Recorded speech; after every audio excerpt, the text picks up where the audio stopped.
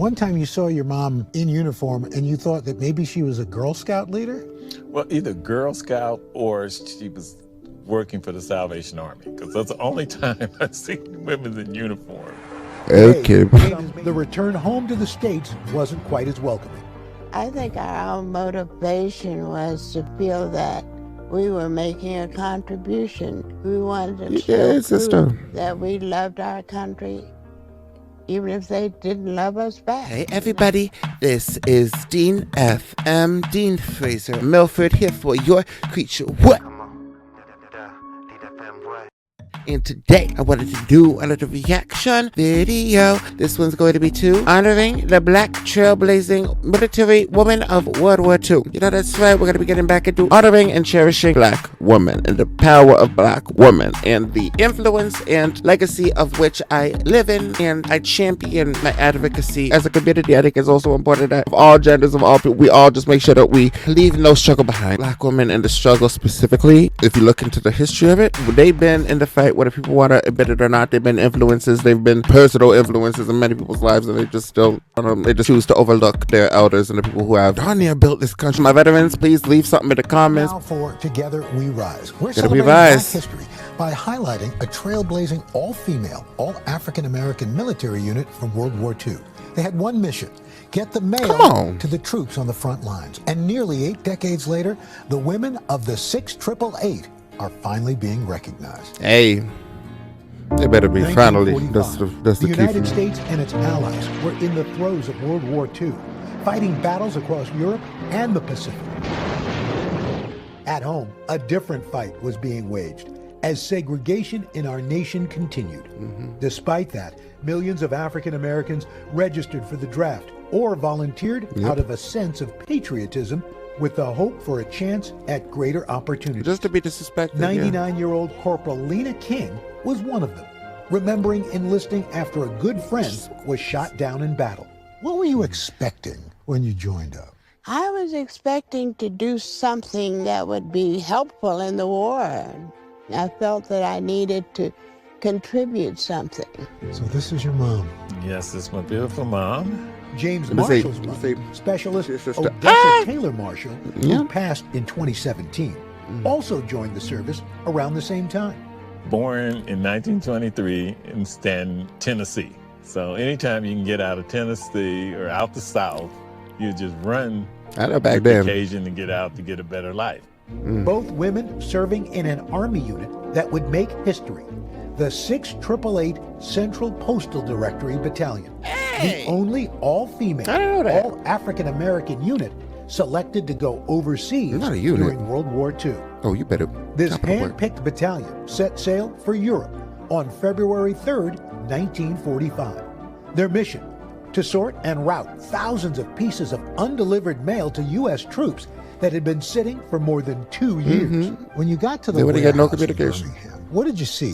It must have been pretty daunting. It was. There were just sacks of unopened mail, and some had been gnawed by rats and so on and so forth. 10 airplane hangars were stacked floor to ceiling with canvas bags. They developed a system of sorting with 3 8-hour shifts running 24 hours a day, 7 days a week. The 6888 Postal Battalion motto, what was it? No mail, low morale.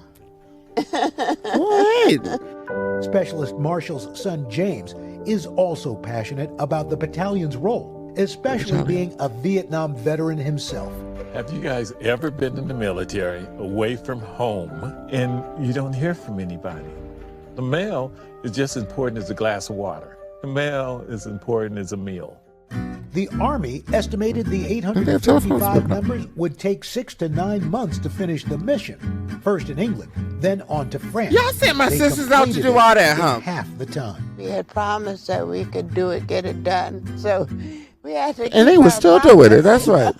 Sorting approximately 17 damn million disrespectful, in my pieces of opinion. mail They would put them in such a. And while they were celebrated in Europe, for some, the return home to the States wasn't quite as welcoming. I think our motivation was to feel that we were making a contribution. We wanted to show proof that we loved our country, even if they didn't love us back, I love this country for you. Odessa Not for Taylor the Marshall entire never country. speaking about her service, and her son only finding out more than 50 years after the war. I understand that one time you saw your mom in uniform and you thought that maybe she was a Girl Scout leader? Well, either Girl Scout or she was working for the Salvation Army, because that's the only time I've seen women in uniform. Okay. James has made it his life's work to honor these women, including his mom, Come on. through educating the community. Strong This brother. is the real deal. She really did it. And before she passed, she says, I want you to have my collection. Did your mom know that you were going to get this story out and honor her legacy? Oh, she sure did. I said, I'm going to teach it, and it's going to be the most valuable exhibit that I will display as an outreach. As for Lena, reflecting on her time with the 6888 continues to give her pride 77 years later. Although we didn't have guns, it was a moral victory. Yes. That we They were couldn't do it able without to you, connect believe me. families and give people a reason to know what they were out there fighting for. The 6888, under the command of Major Charity Adams, the highest-ranking black woman in the military at the time, sorted 65,000 pieces of mail per shift. Some of these letters were addressed with a first name and a location only. The women had to figure out who and where that person was, and they usually did. Well, guess what? Out of that 855, there are just 6 living members, ranging in ages from 97 to 101. Here they are: Hilda Griggs, Anna Robertson, Come on. Romay Davis, Crescentia Garcia, Yeah, I know that's Fanny right. Griffin McClendon, and Lena King, who you saw there in our piece, who on Thursday turned 99 years old, got a You know what call they say, from black don't First crack? Lady Michelle Obama. And next week, Congress is expected to vote on a bill to award the Congressional they Gold better Medal, pass that bill. finally recognizing the accomplishment of this group. Yes. We thank you all for Smack your the mic, I'm gonna mess it up. those who are here and who are no longer. That's one thing. And in this Black History Month, when we talk about representation and things needing to be in the history books, I was salutatorian. I had 3.96 when I graduated from high school. I never learned that, right? You shouldn't take us. We got to do better. History. All right. So once you turn Let's that say into a that movie, by the quite way. confidently. Y'all did not learn the most.